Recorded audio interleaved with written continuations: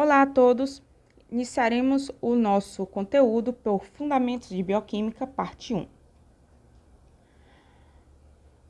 A bioquímica, ela a nível molecular, vai estudar tanto as estruturas, como os mecanismos e os processos químicos. E essas estruturas, mecanismos e processos químicos, elas vão estabelecer princípios, tá? Princípios que vão reger a base da vida. Daí, esses conjuntos de princípios que são estabelecidos pelo estudo da bioquímica serem denominados de lógica molecular da vida. A bioquímica, ela fornece esclarecimentos e aplicações para várias áreas, desde a medicina, a agricultura, nutrição e também a parte industrial. Considerando toda essa grande complexidade que vocês verão nessa disciplina e muito mais do que é bioquímica, além do que tem na nossa ementa, a bioquímica, se formos escolher um ponto, um objetivo primordial, seria o estudo do milagre do que é a vida, ou seja, moléculas inanimadas, ou seja, não vivas, que ao se juntarem conseguem se organizar de forma extremamente complexa em estruturas diferentes das originais, possibilitando que mecanismos e processos aconteçam, tá? E também que eles consigam se autorregular. Então, esse milagre da existência da vida a partir de moléculas inanimadas é o principal objetivo, o objetivo primordial da bioquímica. Bom, o estudo da bioquímica, ela mostra como um conjunto de moléculas inanimadas que constituem os organismos vivos conseguem interagir para manter e perpetuar a vida exclusivamente por leis físicas e químicas que regem o universo não animado, não vivo, ou seja, o universo inanimado. Então, elas têm as mesmas leis estando como um organismo vivo ou não, mas conseguem ter um grau de complexidade diferente.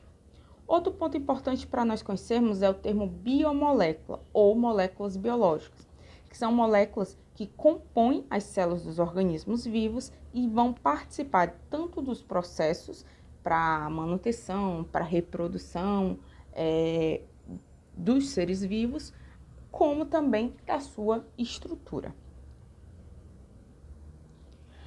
Diante do que nós já falamos, pode surgir uma dúvida. Mas como é que então, se elas são regidas por as mesmas leis físicas e químicas, como eu vou conseguir diferenciar um organismo vivo de uma matéria que seja inanimada? Porque existem propriedades que são específicas e são consequência dessas interações que ocorrem apenas nos organismos vivos. Vamos lá. Apesar das propriedades comuns que existem entre os vários seres e a unidade fundamental da vida, as células, podem ocorrer várias possibilidades de seres diferentes, tá? Com características macroscópicas diferentes. Porém, eles têm uma base comum. Antes de a gente falar das propriedades, eu queria especificar isso, por quê? Porque é muito complicado você, a nível bioquímico, você generalizar processos entre dizer que determinado processo bioquímico ocorre em todos, da mesma forma em todos os organismos vivos, tá? Isso não é viável e não é correto de ser feito, na grande maioria dos casos. Porém, didaticamente, durante a disciplina, nós trataremos e faremos várias generalizações, tá? Mas para que seja viável o estudo da bioquímica a nível didático, tá? Porque é uma quantidade muito grande de sistemas e processos para serem estudados. Bom, que propriedades são essas que podem diferenciar um organismo vivo da matéria inanimada? É a alta complexidade da química, né, que os organismos vivos têm, um ambiente microscópico altamente organizado, a presença de sistemas de energia, sistemas que conseguem tanto transformar, extrair, como utilizar a energia ambiental. Desculpem, ambiental aqui é com N, tá? Depois do E. Também conseguem se adaptar de forma gradual a alterações ambientais, o que é conhecido como evolução gradual. Também ter a capacidade as propriedades de mecanismos que conseguem sentir e responder a essas alterações ambientais. Também apresentarem componentes com funções bem definidas e esses componentes conseguirem sim interagir e também realizarem regulações, ou seja, essas moléculas, quando estão organizadas em um organismo vivo, elas tanto fazem as interações, como elas proporcionam uma estrutura, como elas também têm a capacidade de se regular, ou seja, ela pode permitir que determinado processo ocorra, ela pode não permitir que o determinado processo ocorra, ela pode acelerar determinado processo, ela pode reduzir a velocidade de determinado processo. Então, isso que é o que nós chamamos de regulagem. E também a capacidade de autorreplicação e automontagem. Os fundamentos da bioquímica, tá? Elas podem ser vistos de 5 pontos, de nível genético, de nível químico, celular, físico e evolutivo. Nós falaremos na aula de hoje e na próxima aula. Começando pelos fundamentos celulares. A diversidade celular, ela pode proporcionar uma grande quantidade de organismos diferenciados. Todavia, há determinadas propriedades fundamentais que são compartilhadas tanto por organismos mais simples como pelos mais complexos, tá? Isso a nível bioquímico. E não esquecer que nós, quando falarmos em unidades estruturais e funcionais do ser vivo, nós estamos falando de célula. Apesar de que existem diferentes tipos de célula, mas nós estamos falando da unidade básica, que seria a célula. E as células são diferentes dependendo do tipo de organismo. Bom, aqui eu trago para vocês um esquema bem simplificado, tá? De uma comparação entre uma célula mais simples e uma célula mais complexa, tá? É um desenho bem simplificado, tá? Elas tanto diferem em tamanho, em formato, assim como a quantidade de estruturas que elas têm. Nós temos do lado esquerdo uma célula bacteriana, que é uma célula do tipo procarionte, tá? Ela não tem um núcleo diferenciado, separado por uma membrana celular, nuclear, tá? Ela tem um material genético em uma porção, geralmente em grandes casos em formato circular, e ela está em uma porção da célula, mas sem estar isolada, separada, como ocorre no núcleo, por exemplo, de uma célula animal. Nós temos também a presença de organelas, como por exemplo, nós temos nas células animais, nós temos lisossomos, nós temos mitocôndrias, nós temos complexo de Golgi, entre outras organelas. Enquanto que nas células mais simples, como os procariontes, como por exemplo uma célula bacteriana, nós não temos essa grande quantidade de organelas. Nós temos ali no máximo um ribossomo ou alguma outra bem simplificada, tá? Porém, existem algumas características que são estruturalmente comuns entre esses tipos diversos de células.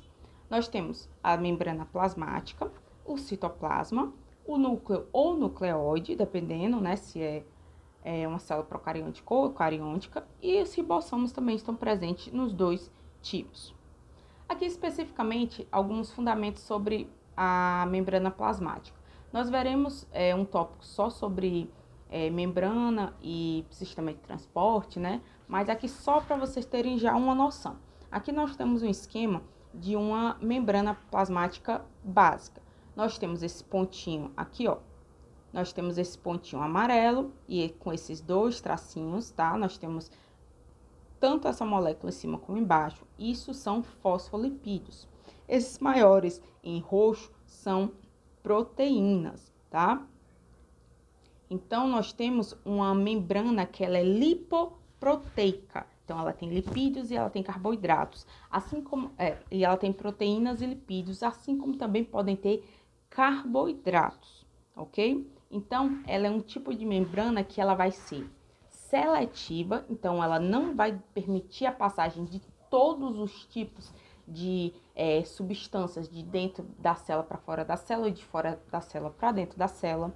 Ela vai formar uma fina camada, ela vai ser uma camada, apesar de fina, resistente e bastante flexível, tá? E é essa grande flexibilidade que proporciona que seja produzida uma vesícula, que a célula consiga ter uma resistência a uma pressão maior, que ela consiga se modificar e ter diversos formatos, tá? Então, ela é bem flexível e resistente. A membrana plasmática, de modo geral, ela é uma barreira hidrofóbica, certo? Por ser composta principalmente de lipídios, ela não tem a capacidade a afinidade com a água. Por isso que ela é hidrofóbica, ela tem fobia de substâncias solúveis em água, tá? Mas não totalmente, mas ela é uma grande barreira devido à quantidade considerável e a grande maioria ser formada por fosfolipídios, que são lipídios.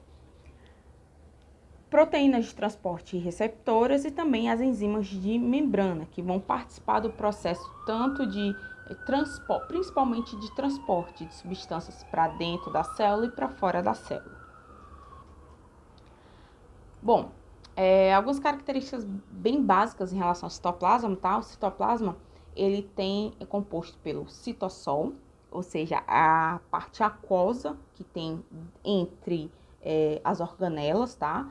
E também temos dentro do citossol partículas em suspensão, sejam enzimas, moléculas de RNA, aminoácidos, nucleotídeos, metabólicos, coenzimas e íons orgânicos, tá?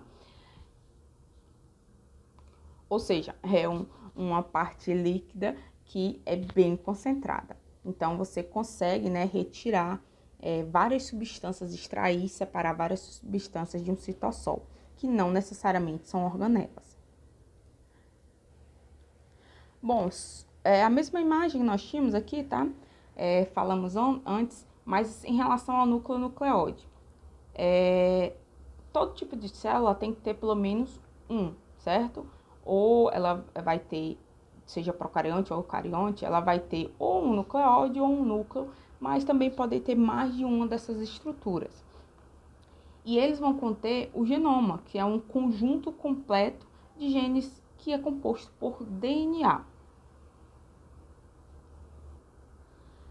No caso, se forem células de bactérias ou de arqueas, que são componentes respectivos dos domínios bactéria e do domínio arquea, elas não possuem esse material genético separado dos demais componentes da célula, enquanto que os organismos do domínio eucária, tá, apresentam células com uma separação, ou seja, com um envelope celular, formando um núcleo verdadeiro. Daí serem chamados de eucariontes. Eu vem de verdadeiro.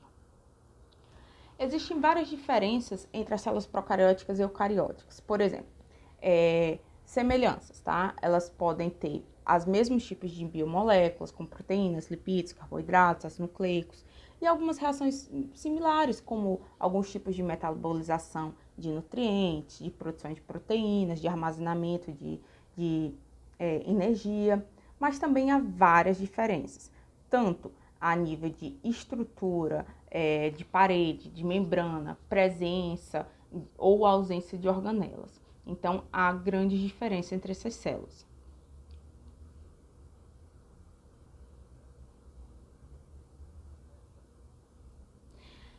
Aqui um tamanho para a gente ter vocês terem uma noção, tá, de tamanho de celular. Aqui é uma comparação entre uma molécula separada em si, vírus, bactérias, células animais, células vegetais e um ácaro, por exemplo. Então, nós temos aqui uma grande comparação também com formiga de tamanho macroscópico, um pelo, entre outros. Então, para vocês terem noção que uma célula animal e vegetal, ela é muito maior do que uma célula de um procarionte, como uma bactéria, que é muito maior do que uma estrutura denominada de vírus, e esses todos são bem maiores do que as moléculas inanimadas que vão, ao se juntarem, formar um tecido ou um organismo vivo. Aqui pode vir uma dúvida. Qual é o limite que uma célula, as dimensões de uma célula pode alcançar? Nós temos que pensar em 2 pontos. Aqui eu coloquei mais ou menos um esquema. Considerando que essa seta, considerando ela como o aumento do tamanho das células, então quanto mais alto na escala aqui, mais próximo da ponta da seta, maior seria o tamanho da célula, e quanto mais abaixo, menor o tamanho da célula. Nós temos que pensar em 2 pontos, nessas 2 faixas, no limite inferior e no limite superior. O que acontece?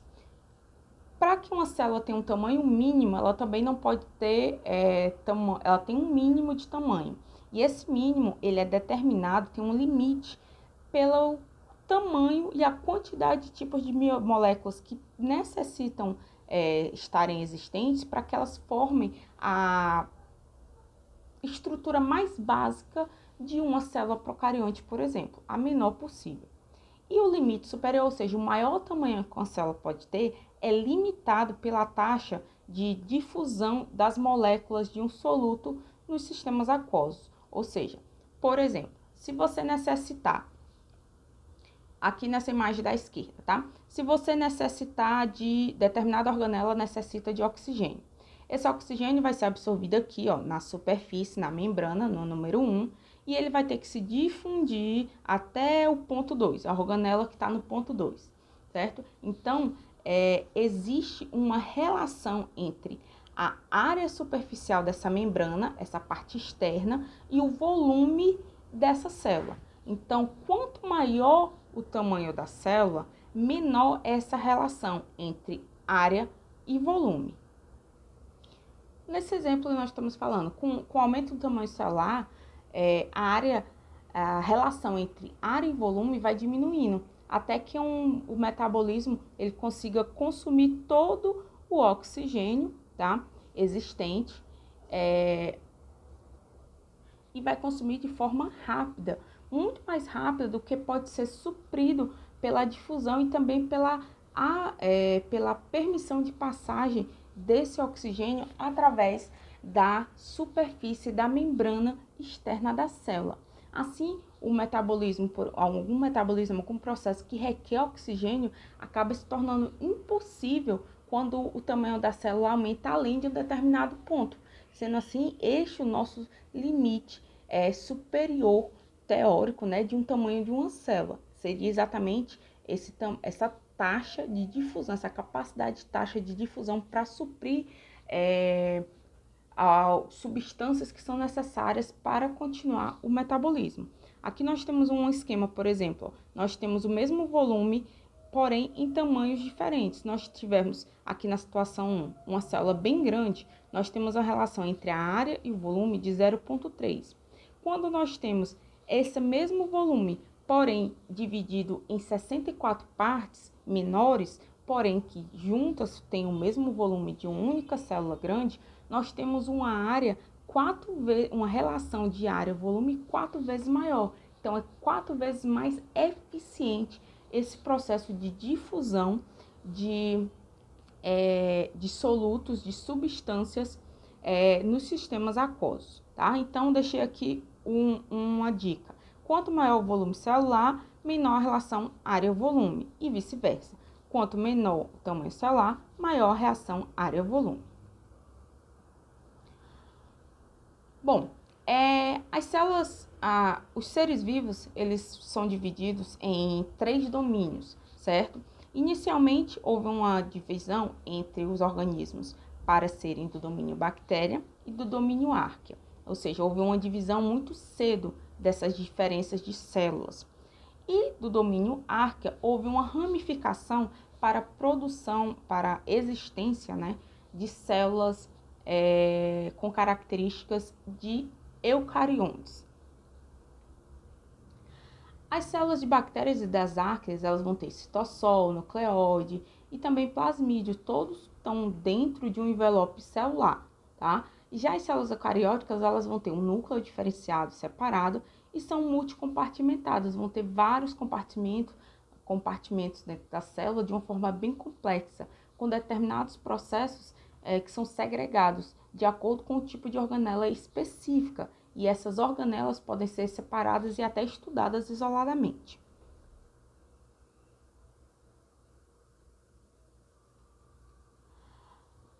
Os seres vivos, eles podem ser classificados de diversas formas, tá? Entre elas, nós temos as formas de classificar de acordo com a energia e ou a matéria. Uma forma de classificar é de acordo com a necessidade de oxigênio, ou seja, a presença de oxigênio ou não, ou em quantidades diferentes no ambiente de crescimento. Nós temos que, nos habitats que são denominados de aeróbios, ou que vão permitir o crescimento de seres vivos chamados de aeróbicos, há um suprimento abundante de oxigênio, tá? E alguns organismos residentes, eles acabam obtendo energia através da transferência de elétrons das moléculas do combustível para o oxigênio dentro da célula. Nós vamos estudar esse processo lá na parte de bioenergética. Já outros ambientes, eles são praticamente anaeróbios, que é o que nós chamamos de anaeróbios obrigatórios, que não tem oxigênio, tá? Mas há também os seres vivos que conseguem se adaptar a esse ambiente de forma que ele consegue utilizar tanto o oxigênio como consegue se adaptar e sobreviver em uma condição de baixa quantidade de oxigênio, tá? Há também os que, no lugar de usarem o oxigênio como aceptor final de elétrons, eles conseguem utilizar nitrato, sulfato, CO2, entre outros. Aqui tem um esquema, tá? Para vocês darem uma olhada, a diferença entre um aeróbio obrigatório, que ele só... Aqui no caso é um exemplo de bactérias, tá? De um procarionte. Mas o mesmo princípio seria para células eucarióticas, tá? Ele tem um crescimento aeróbio. No anaeróbio facultativo, ele cresce tanto no aeróbio quanto no anaeróbio. E o anaeróbio obrigatório não pode ter oxigênio. Anaeróbio aerotolerante é que ele cresce somente na condição sem oxigênio, mas ele consegue ainda crescer um pouco na presença de oxigênio. E os microaeróficos são os que requerem uma pequena quantidade de oxigênio. Se tiver um pouco acima da quantidade, ele já não consegue crescer. Há também a classificação entre o fototrófico, quimiotrófico, autotrófico e heterotrófico. O fototrófico é aquele tipo de micro-organismo que vai utilizar a luz como uma fonte primária de energia. Já se essa energia vier da oxidação e redução de substâncias, tá? Esse organismo vai ser um quimiotrófico, desculpa. Se ele é um organismo denominado de autotrófico, significa que esse organismo ele utiliza CO2 como uma fonte principal de carbono e pode ter uma mistura, tá, dessas definições, como por exemplo, nós podemos ter um químio autotrófico, podemos também ter um fotoautotrófico. E os heterotróficos são os organismos que requerem como fonte de carbono orgânica, também chamado de organotrófico, ou seja, nós temos duas divisões principais, né? Quanto à energia, ele pode ser fototrófico ou quimiotrófico, obter a energia da luz ou de reações de oxidação e redução de substâncias, e ele pode ser, de acordo com a fonte em que ele consegue obter carbono e outros átomos, nós temos os autotróficos, que conseguem retirar o carbono que eles necessitam do CO2, e os heterotróficos, que requerem uma fonte orgânica. Aqui nós temos um esquema, tá? Só para facilitar um pouco e dar alguns exemplos. Vejam com mais cuidado. Trago aqui que vocês vão ver com mais cuidado na disciplina de biologia celular, tá? E durante a nossa disciplina também nós falaremos, e é importante vocês conhecerem quais as organelas que existem nas células eucarióticas e quais as que são exclusivas de célula animal e as que são exclusivas de célula vegetal, certo? São células eucarióticas, tanto animal como a vegetal, que são extremamente maiores e mais complexas do que uma célula procariótica. Em relação ao citoesqueleto, dentro do citoplasma nós temos um conjunto de filamentos e microtúbulos que eles vão fazer tanto auxiliar na estrutura da célula, como também na movimentação de organelas e da célula como um todo, tá? E esses filamentos, microtúbulos, filamentos de actina ou filamentos intermediários, que vocês podem ver aqui na imagem da esquerda, tá? Esses traços, eles podem se desmontar e remontar em outros locais. Então, eles ajudam em toda essa movimentação, tanto de organelas, como na estrutura e na modificação das formas que podem existir das organelas e também da célula em si. Sendo que as organelas e esse citoesqueleto, eles não estão ligados. O citoesqueleto vai ajudar a movimentar uma organela, mas não vai ser uma ligação que ocorre e você não consegue reverter. É uma ligação fraca, uma ligação covalente, tá? Que ela vai ocorrer de acordo com a necessidade. Aqui nós temos também os sistemas de endomembranas, tá? Que, como, por exemplo, as que nós iremos falar sobre os mecanismos de transporte, como os processos de exocitose para levar substâncias como, por exemplo, metabólitos secundários que podem ser tóxicos para a célula, para fora, para a área externa da célula, e também o processo inverso, né, genericamente falando, que seria a endocitose, que é o processo de invaginação da membrana plasmática para conseguir absorver, certo? Colocar para dentro, para a porção interna da célula, determinadas substâncias. Nós veremos isso com mais tranquilidade à frente. Aqui, mais uma foto para ilustrar, tá? O tamanho de uma célula e a hierarquia que existe de moléculas e de organelas dentro do mundo bioquímico. E para finalizar, trago uma frase muito legal. Complexos supramoleculares, que são complexos muito grandes, unidos por interações não covalentes, ou seja, são interações fracas, são parte de toda uma hierarquia de estrutura dentro de uma célula. Algumas delas são visíveis ao microscópio. Quando essas moléculas individuais elas são removidas desse ambiente tão complexo que é uma célula, ou dentro de um organismo, com a interação entre vários tipos de célula, elas podem ser estudadas em laboratório, né, dentro de um tubo de ensaio, mas não vão ter as principais interações importantes que tornam a beleza do que é a vida, tá? Aqui vocês observam no esquema, nessa figura da esquerda, uma célula chamada de célula cheia de estruturas, ou seja, é um ambiente, às vezes as fotos que nós mostramos de células não mostram essa grande complexidade e grande quantidade de estruturas e de moléculas que existem dentro de uma célula.